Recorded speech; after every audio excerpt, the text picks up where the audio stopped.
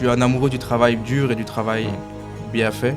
Et donc les gens qui transpirent la compétence et le travail, j'ai vraiment envie de les mettre en avant. Je crois que chaque chemin entrepreneurial, on a une vision de base et puis après si on n'est pas agile, si on ne peut pas dévier un petit peu, on fait jamais rien. Ce qu'on voulait en fait, c'est créer une canette qui est faible en sucre et qui a tous les arômes du café. Pour moi, l'argent, c'est pas la finalité. Je préfère de l'expérience et devenir vraiment un entrepreneur qui connaît tous les codes, qui connaît la difficulté, qui connaît les bons et les mauvais moments. Pourquoi nous ? Parce qu'on lâche rien, parce qu'on est des putains de loups et qu'au final, il y a un os qui est là, on va le ronger, il n'y aura plus rien. Nouveau podcast. Aujourd'hui, on reçoit Philippe et Adrien. C'est ça. Donc, on est entre entrepreneurs belges, donc on va avoir un bel échange aujourd'hui. On va un petit peu parler de vous, qui vous êtes, ce que vous avez fait, parce que vous avez créé un beau projet. Une marque de canettes, d'ailleurs, qu'on n'a pas amené ici, mais qu'on affichera sur la vidéo. Donc, du coup, je vous invite peut-être à vous présenter, nous dire un peu qui vous êtes. Okay. On va commencer peut-être par toi.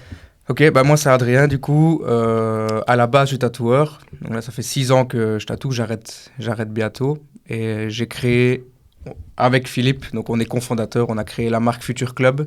Donc c'est du café infusé à froid en canette. Et à travers le prisme de la canette, ce qu'on voulait vraiment faire, c'était mettre des artistes ou des gens en qui on croit réellement en avant. Ça, c'est un peu le projet dans les grandes lignes. Toi, tu peux te présenter ? Ouais, moi c'est Phil. Donc du coup, je travaille avec Adrien depuis un peu plus d'1 an sur ce projet.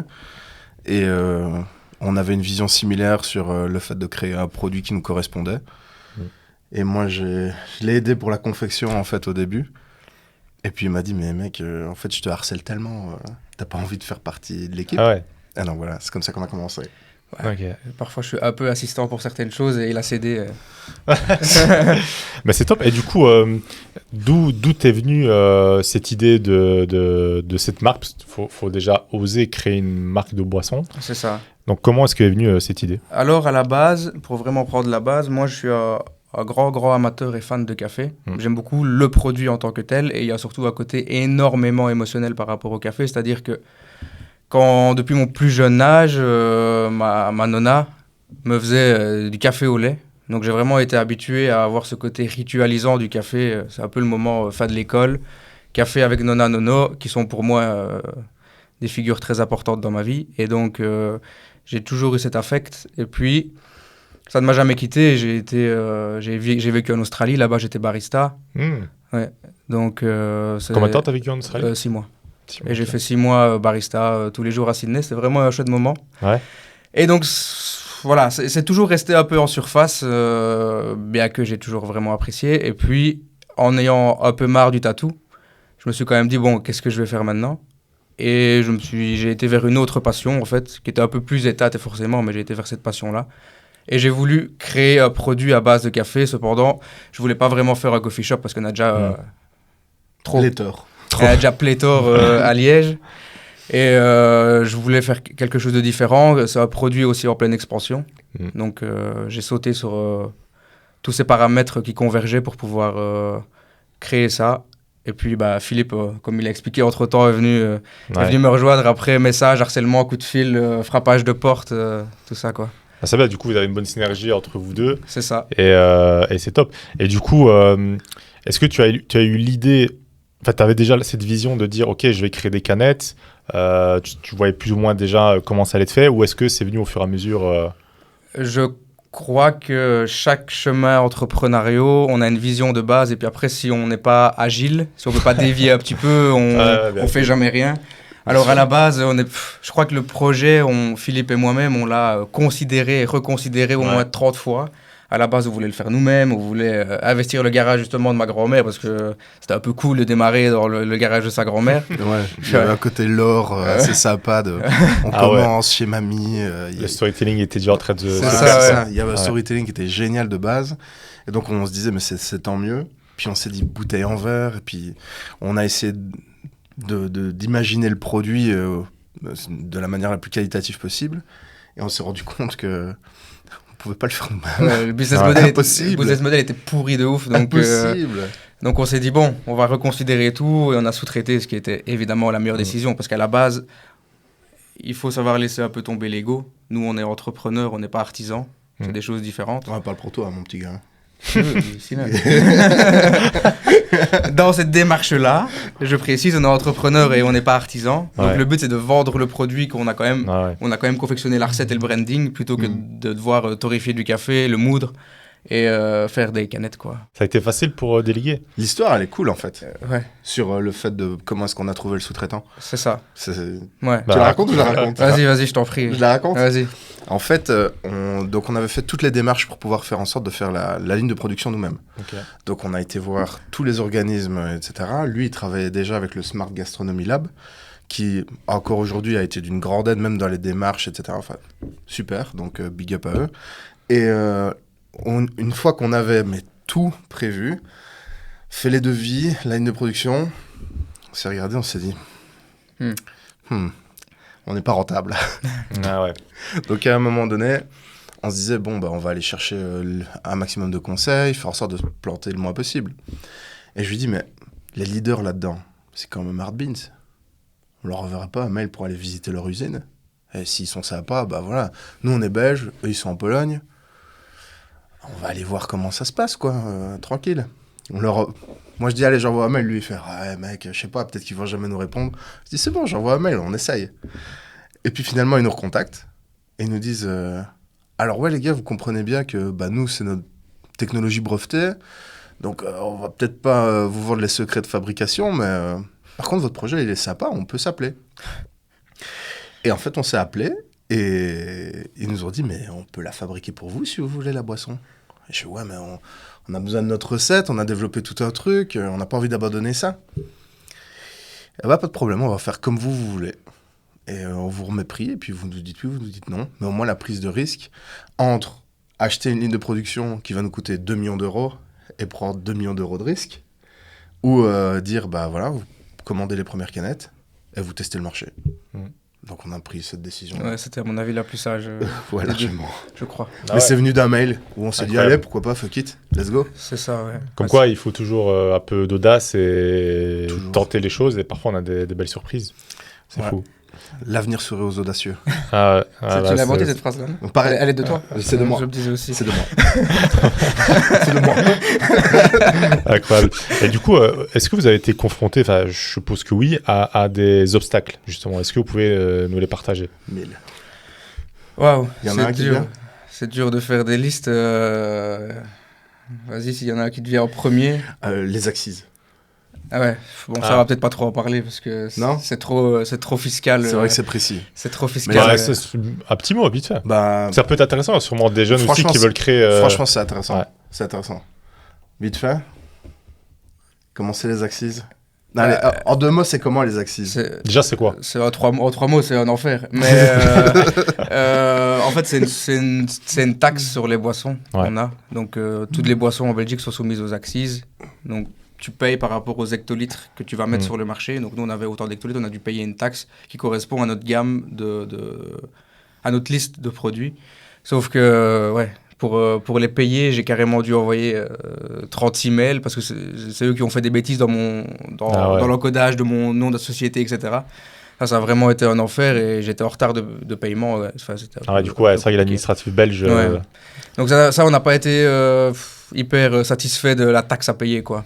Ouais. Le service n'était pas ouf. Mais bon, en soi, c'est leur système informatique qui est daté, mais les employés ont été serviables. Mais ils nous ont envoyé un mail.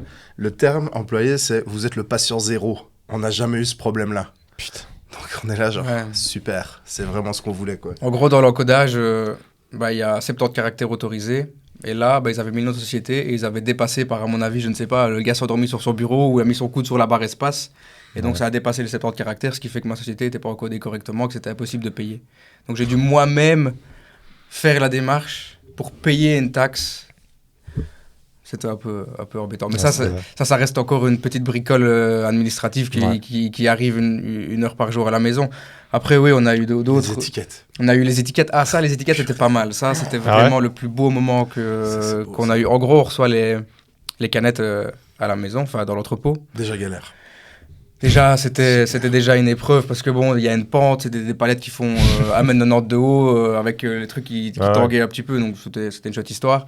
Et puis, on ouvre la palette forcément pour voir les canettes, pour enfin les avoir parce qu'on avait eu que les visuels, on les avait que imaginés en réalité. On ouvre la palette de café noir, puis après on voit que c'est pas les bonnes étiquettes dessus. Non. Et on se dit putain. Alors le visuel bon, mais en fait, la partie valeur nutritionnelle et composants, c'est pas le bon. Et on a donc incommercialisable.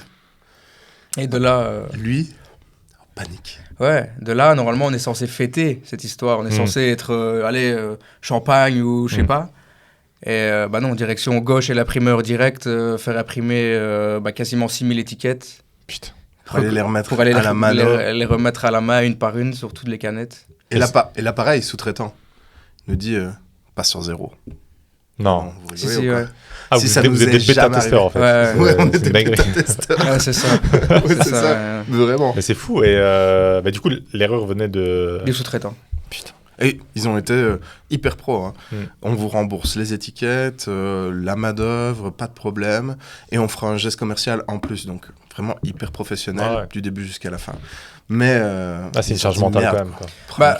Comme je disais, on est censé célébrer ce moment-là. Pas être en panique et 2 heures après se retrouver chez un gars qui peut potentiellement nous sauver dans l'heure. C'est un peu. C'était marrant. Ouais. 2 mois plus tard, c'est marrant. 2 mois plus tard, c'est marrant. 2 mois plus tard, c'est marrant, ça restera un souvenir. Et au final, je crois que ça apporte un peu une expérience en mode. Les choses arrivent quand on le veut, mais c'est jamais parfait. Il y a toujours quelque chose qui va coincer. Et en fait, le problème, c'est comment est-ce qu'on rebondit directement à ce souci qui peut arriver et qui n'est pas forcément de notre faute. Parce que c'est vraiment pas du tout de notre faute dans un cas comme un autre. Et l'enseignement, c'est comment on rebondit à ce moment-là. Ouais. C'est vraiment ça. C'est bien parce que du coup, c'est vrai que dans l'entrepreneuriat, on est quasi tout le temps confronté à devoir résoudre des problèmes. Et est-ce que vous avez déjà peut-être des parents entrepreneurs parce que je ressens quand même une certaine sagesse au niveau de l'entrepreneuriat quand j'entends parler. Je pense qu'il y en aurait beaucoup qui seraient déjà en dépression, peut-être même ils auraient arrêté, tu vois. Alors, j'ai été, en ce qui me concerne moi là personnellement, mêlé à un milieu qui est très difficile, c'est le tatou.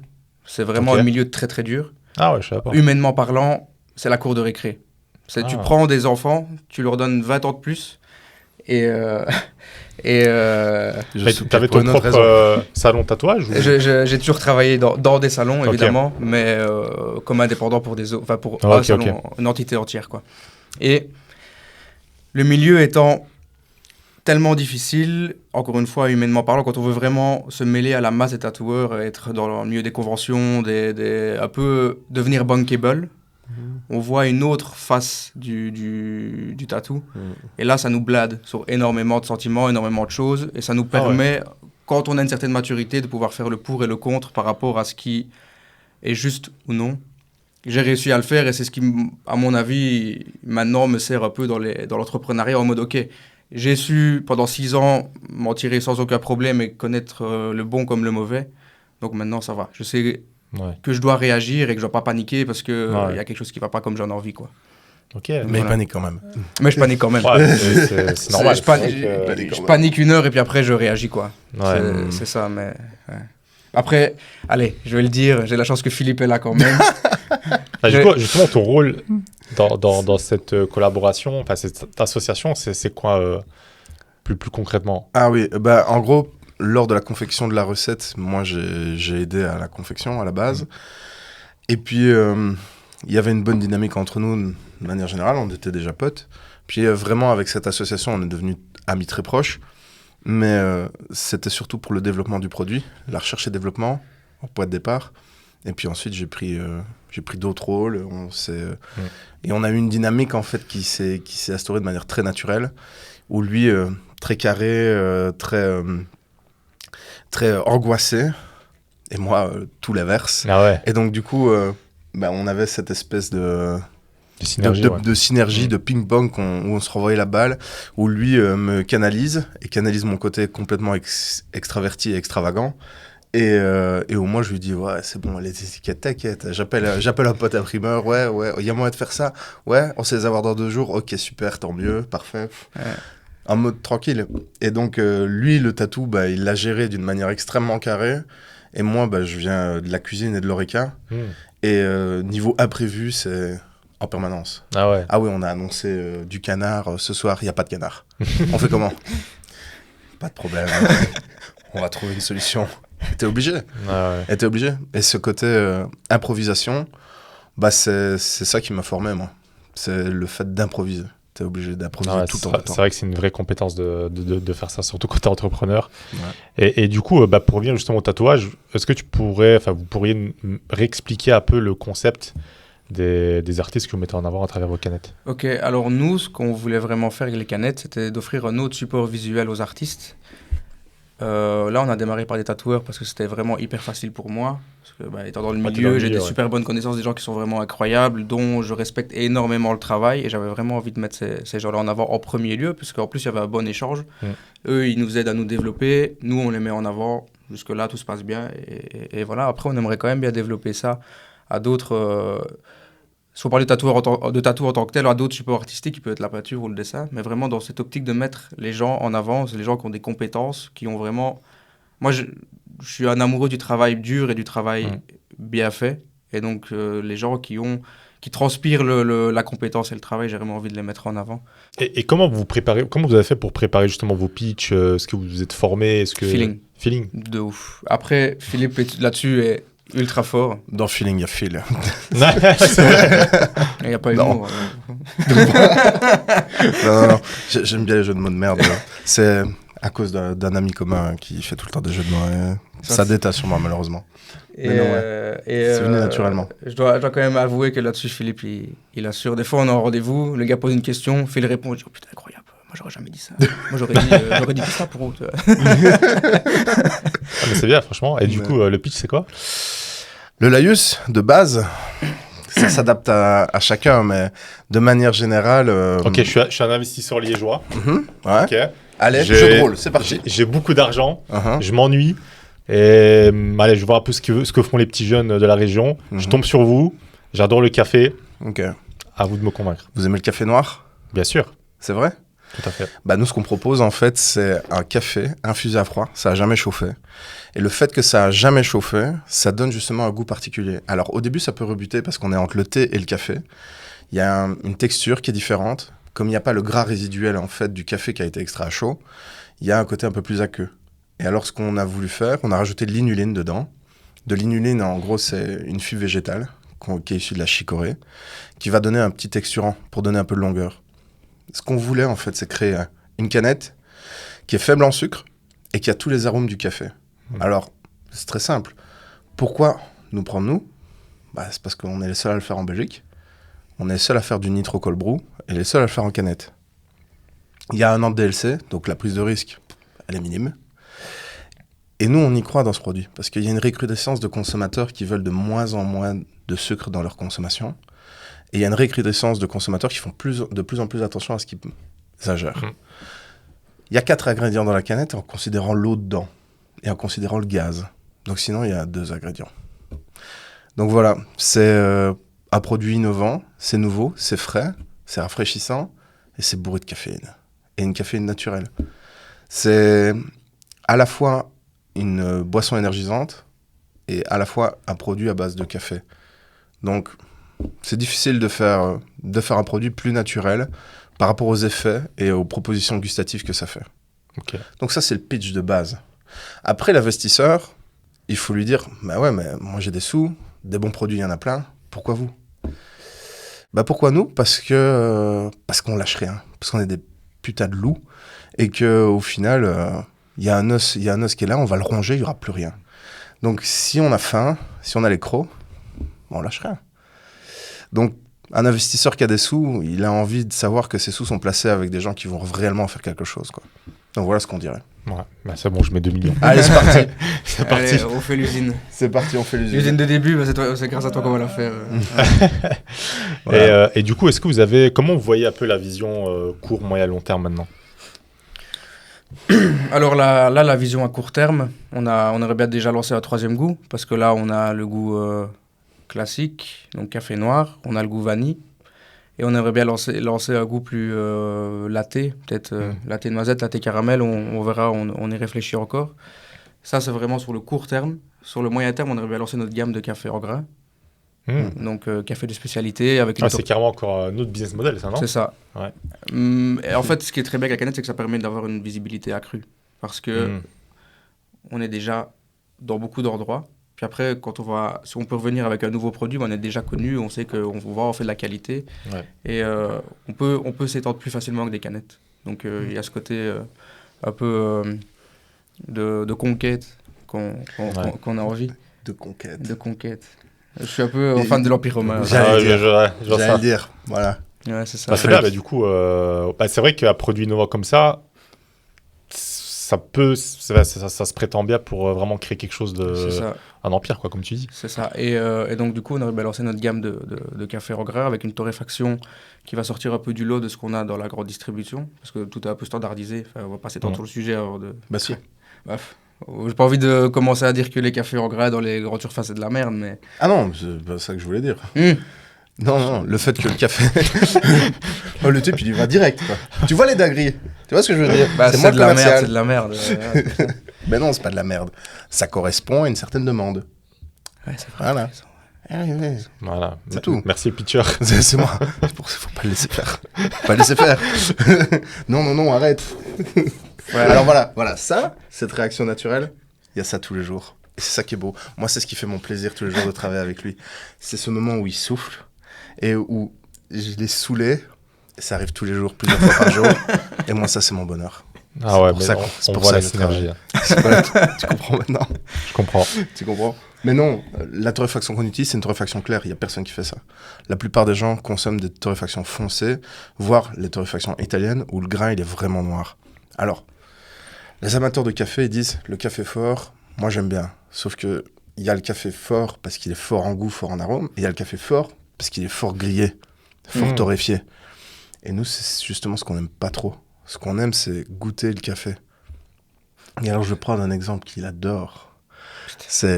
Le café, c'est comme un cépage pour les vins. Il y a de véritables différences d'arômes. Je souffle tellement que je vais m'envoler, je te jure, vraiment. Comme ça, je vais en lévitation sur au-dessus. Donc voilà, il y a de vraies subtilités dans le café qu'on ne peut goûter que quand il est vraiment très peu torréfié. Ok. Donc voilà. Et aussi, à contrario, quand c'est torréfié un peu plus fort, tu goûtes d'autres subtilités. Mais nous, on est parti sur quelque chose de plus fruit avec une petite acidité. Donc voilà. C'est ça. Donc c'était important de le dire. C'est très important. C'est très important de le dire. Donc, après cette parenthèse, lancer notre gamme de café en grains, là on est vraiment, vraiment chaud. Okay. Et après, dans le long terme, ce qu'on aimerait peut-être faire, c'est vraiment avoir notre propre production de nitro. Mais évidemment, on ne serait pas de l'opérationnel. Ce serait vraiment une grosse infrastructure avec des employés, etc. Vous pouvez définir c'est quoi la nitro, justement? En fait, du coup, le nitro cold brew, ce qu'on fait, c'est du café infusé à froid avec une injection d'azote. Ah dedans. Ok, c'est ça qui... Okay. C'est ça qui donne le côté mousseux, crémeux, et qui, lorsqu'on secoue la canette, crée cette mousse qui va sortir, et dans le verre, cet effet de cascade. Comme quand on fait couler un espresso sur un verre transparent, on arrive à le voir aussi. Là, pareil, l'effet cascade qui monte et qui crée une petite mousse dans le verre. C'est toujours visuellement sympa. Ok. C'est ça. Et pour créer une marque de grains de café, ça se passe comment? C'est-à-dire que tu dois aller dans le fin fond de la Colombie Non, c'est un choix de le faire comme ça. C'est comme ils font, genre ils goûtent plusieurs trucs, ils vont partout dans le monde. Maintenant, il y a des gros fournisseurs de café. Donc c'est eux qui vont sourcer le café c'est bien ça, à la place de... C'est comme ça que les torréfactions fonctionnent en général. S'ils ont plusieurs cafés, c'est un fournisseur ou plusieurs qui viennent leur vendre le café. Et fonctionner avec un fournisseur, le torréfier et le mettre en sachet avec un beau branding, effectivement. Et encore une fois, des artistes qu'on peut mettre en avant, parce que ça restera vraiment le postulat, c'est vraiment mettre les autres en avant par rapport à la marque qu'on a envie de faire, qu'on a envie de créer. C'est primordial pour nous. Mais c'est vrai que ça amène ce truc en plus et ça profite à d'autres personnes. Donc franchement, c'est top. Ça. Et je pense qu'au vu sans rentrer dans des débats, mais au vu du climat actuel un peu particulier qui se passe un peu partout dans le monde, je pense que les humains ont quand même besoin d'entraide et d'amour entre chacun. C'est quand même plutôt sympa. À notre petite échelle, on le fait. Mais je pense que le monde, il change parce que d'abord, on change ses voisins avant de changer toute la ville. Donc, voilà. C'est vrai. Et en plus, ça correspond à la mentalité belge. Clairement. C'est vrai. C'est vrai. Mais c'est vrai. clairement. Et donc, Je pense qu'on est un peuple très bon de manière générale. On Ouais. essaie en tout cas. Ouais, surtout à Liège, tu vois, il y a ce côté très chaleureux, très, voilà, on n'est pas très individualiste. Et franchement, c'est un beau projet. Et est-ce qu'on peut parler chiffres? vas-y. Ouais. On coupera au pire. Non. Ça coûte combien une fourchette pour mettre... Parce que, pourquoi je vous pose cette question? Parce que j'étais à un séminaire où il y avait des jeunes qui pitchaient justement leur projet. Et à un moment donné, il y avait une fille qui voulait créer une marque de canettes, de cocktails en canettes. Et il y avait, bon, je ne vais pas citer son nom, mais quelqu'un de très connu dans le monde de l'investissement. Ouais. Tiens, on Qui- sait qui c'est. Ouais, vous savez c'est qui? Qui lui a mis un stop, qui lui a dit canette, oublie. Parce que ça coûte très cher et souvent c'est très compliqué. Donc combien ça coûte en termes d'argent de mettre en place un projet comme ça? Déjà, il y a une chose, c'est que je crois que ça dépend à qui on va s'adresser. Ouais. Il y aura toujours une personne pour nous dire oublie.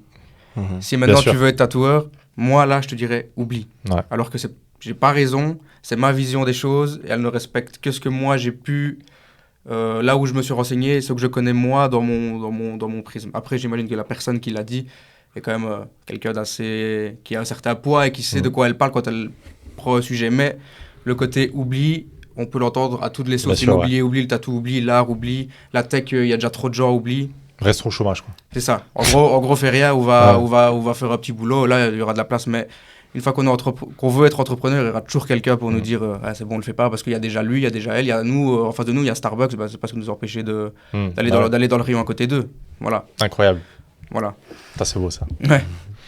Et donc, en parlant de chiffres, en fait, on est vraiment sur une économie d'échelle, que ce soit par rapport à l'achat du café ou par rapport à l'achat des canettes, donc à la confection des canettes en elles-mêmes. Et plus on en achète, moins ça nous coûte cher. Ok, Plus on peut en vendre. C'est aussi simple que ça. Donc maintenant, si on veut un prix, ça nous coûte plus ou moins 1,30 € aider à la production. Ok. Donc c'est quand même assez cher. Ouais, Mais c'est le cher. café est cher. Maintenant, quand on va prendre un café, que ce soit dans n'importe quel coffee shop, un café en gobelet, c'est 3 € minimum. Ouais, On n'est pas beaucoup plus haut que ça. Et on a voulu se calquer aussi sur ces prix-là parce qu'en fait, ce qu'on vend, certes, c'est dans des grandes surfaces ou dans des cafés, dans des bars, pardon, mais la qualité du café est similaire à ce qu'on peut trouver dans les bons coffee shops. Donc on s'est calqué sur un prix plutôt logique par rapport à ça, mais qui peut être un peu plus élevé par rapport aux canettes en général dans les grandes surfaces. Mais c'est un choix qu'on assume, qu'on a pris, c'est vraiment un parti pris, c'est comme ça, quoi. Ok. Et 1,50 €, moi je dis, à chaque fois. Ah non, ça, Chaque fois que j'en parle aux nouvelles personnes, quand on prend tous les frais, une canette nous coûte 1,50 €. Voilà. Ok. Mais il y a une chose très importante aussi, c'est que c'est peut-être pas la ruée vers l'or, en tout cas pour le moment ou pendant les prochains mois, mais ce qu'on a vraiment, vraiment envie de faire avant de gagner de l'argent, c'est d'apprendre à être entrepreneur. Parce que pour moi, l'argent, c'est pas la finalité. Je préfère prendre de l'expérience et devenir vraiment un entrepreneur qui connaît tous les codes, qui connaît la difficulté, qui connaît les bons et les mauvais moments, que de me viser la thune directement et de me dire ok, je vais être riche, c'est pas du tout le but. Moi, je veux être entrepreneur et je veux comprendre le système. Et puis, quand j'aurai assez élaboré mon champ, les fleurs pousseront dessus et là, j'aurai de la thune. Ouais, c'est un peu ça l'image, quoi. C'est vrai qu'aujourd'hui, il y a beaucoup d'entrepreneurs qui veulent faire de l'argent vite. Et on nous vend plein de façons de faire de l'argent vite, alors qu'au final, il faut être patient. Et puis, il y a plein de choses, plein d'expériences qu'on acquiert qui font qu'après, t'exploses à un moment donné. C'est ça. C'est le nerf de la guerre, de toute façon, l'argent. Mais nous, on veut d'abord de la visibilité, être connu et connaître tous les rouages, les bons comme les mauvais moments. Surtout qu'avec un projet comme ça, vous rentrez dans le dur directement. En plus, vous êtes en Belgique. C'est ça. C'est ça. Ouais. Il y a plein de gens qui nous ont dit vous allez faire ça, courage, vous êtes que 2. Encore plus courage. Donc, voilà. Après, évidemment, on va d'abord aussi dans le long terme pour revenir à ça, ou le moyen terme plutôt, on vise quand même à s'étendre en termes de structure. Voilà. Et vous voulez vous étendre vraiment dans d'autres pays ou c'est vraiment la Belgique que vous voulez étendre? D'abord, on va commencer par la Belgique et puis après... Même les Flamands? Je rigole. Mais c'est eux qu'on les sous. Parce que tu vois, par exemple, c'est vrai que l'Italie, la France, c'est des pays qui boivent beaucoup de café, je crois. Donc, c'est vrai qu'il y a sûrement un marché. Et vous, on va dire long terme, est-ce que vous avez une vision dans le sens où... voilà, vous faites monter le truc et vous revendez, vous faites un exit comme on dit, ou est-ce que vraiment c'est votre projet de cœur et vous voulez vraiment le garder, aller jusqu'au bout avec. Il y en a beaucoup. T'allais répondre, vas-y, je t'en prie. Je me demande s'il y en a beaucoup qui pensent en amont, quand on crée un projet aussi personnel, qui pensent en amont se dire, ouais, on me propose ça, je me barre. On s'est posé cette question. Alors, j'entends de plus en plus ça. C'est vrai ? Après, plus dans le domaine digital. Ouais. Mais c'est vrai que... Mais là, il y a un produit physique, il y a une démarche humaine, le fait qu'on ait sélectionné une ferme, pas seulement pour le côté gustatif, mais parce que c'était humain, parce que ça faisait travailler des femmes, parce que ça achetait du bétail, puis aussi le fait de mettre en avant des artistes. Il y a tellement en fait de nos valeurs dans le produit et dans la société qu'on a créée, que le fait de se dire, ouais, une fois que ça marche, on peut la revendre, parce que forcément, il n'y a personne qui va acheter une société qui ne marche pas. Je pense pas. C'est pas le but non plus. Je pense pas. Le truc, c'est que comme on a mis l'humain aussi en avant de ce projet, bah, j'aurais vraiment peur que s'il y a un potentiel acheteur, il déforme complètement le postulat de base pour son propre intérêt. Ouais. Et là, j'aurais vraiment, vraiment mal au cœur d'avoir laissé passer ça à quelqu'un qui le respecte pas. Ça, c'est le risque. Maintenant, tu me proposes 1 milliard, on en reparle, quoi. Bah, c'est vrai que... Même 1 million, mec. Tu rigoles ou quoi ? 1 milliard. Attends, 500 balles et un sneakers glacé, on en discute. Hein. Une bière, toi. Mais c'est vrai que tout peut arriver avec un projet comme ça. Non, c'est sûr. Et du coup, tu as parlé d'une ferme. Est-ce que tu peux nous... La ferme au Rwanda qu'on a sélectionnée ? Ouais. Ah bon, bah déjà, ça c'est une réaction où on s'y attendait pas trop, mais je t'en ai pas parlé, mais je l'ai eu à une des dégustations, où il y a un mec qui s'est ramené sur la canette, il a vu Rwanda. Il a dit, moi, j'achète pas ça parce qu'au Rwanda, il y a un problème. Je respecte pas le gouvernement. Et alors, j'ai eu un débat d'idées avec une personne lors d'une dégustation. C'était un peu inattendu, mais je lui disais, oui, mais nous, on a juste sélectionné une ferme, des gens qui ont rien demandé par rapport au gouvernement ou qui ont pas forcément une couleur politique. Et ça fait travailler des femmes et ça achète du bétail aux gens environnants. Et eux aussi, ils ont besoin de vivre et ils sont pas vraiment responsables de ce qui se passe avec leur pays, quoi. Et le mec n'en démordait pas, il disait « je veux pas donner de l'argent à ces gens de près ou de loin ». C'était une autre personne d'origine africaine. Mais au final, on se rend compte que le moindre petit détail peut faire en sorte de choquer les gens. Ouais. Nous, on avait choisi cette ferme-là, premièrement parce que c'était du très bon café. Deuxièmement parce qu'on va pas se mentir, c'est aussi une question de prix. Et le prix était avantageux. Et troisièmement, parce qu'il y avait quelque chose d'humain derrière. C'est une coopérative qui avait une vraie vision. Ouais. Et nous, ça nous parlait. Et on ne s'est jamais douté, en sélectionnant cette ferme, qu'on nous fasse une réflexion parce que, ah ouais, vous avez sélectionné un truc du Rwanda. Bah non, voilà. Je prends un parallélisme avec le problème d'aujourd'hui. Si ça avait été une ferme d'Israël, voilà, à mon avis, nos ventes ne seraient pas les mêmes. Bah non, mais c'est vrai, c'est tabou, mais il faut en parler. Ouais, c'est vrai qu'au final, peu importe, il y aura toujours quelqu'un qui ne sera pas d'accord avec et qui ça pourra impacter des ventes. Mais ouais, comme tu dis, au final, si c'est aligné avec vos valeurs, que ça correspond au business model et tout ça, bah... on a voulu que chaque personne, donc du début du processus jusqu'à la fin, soit contente. On ne pourrait pas vraiment dormir la nuit si on sait que le fermier... il n'a pas des conditions de travail où il n'y a aucun but, il n'y a pas vraiment de but social, il est surexploité, ça ne nous convenait pas. Parce que dans la démarche de, encore une fois, vouloir mettre les gens en avant, bah, si quelqu'un est biaisé dans le process, ça ne va pas avec nous, quoi. Et ça, il faut remettre à César ce qui est à César. Ce genre de recherche, c'est principalement dû à Adrien. C'est lui qui absolument veut avoir un mouvement humain derrière chaque partie du process, et pour lui, c'est absolument important. On va dire que moi, c'est un peu moins important, pas parce que ça correspond moins à mes valeurs personnelles, mais plutôt parce que j'ai une vision un peu plus cynique du monde, de manière générale. Mais voilà, lui, plutôt un grand optimiste. Donc, encore une fois, la synergie, ça fonctionne bien. C'est ça. Et justement, d'où te vient ce côté valeur humaine, tu vois Je crois que ça vient de l'éducation de mes parents. J'ai toujours vécu avec mes parents, j'ai vécu avec mes parents pendant très longtemps du coup. Et ils ont toujours agi dans une démarche humaniste sans jamais rien demander en retour, en aidant les gens, en allant aider certaines personnes.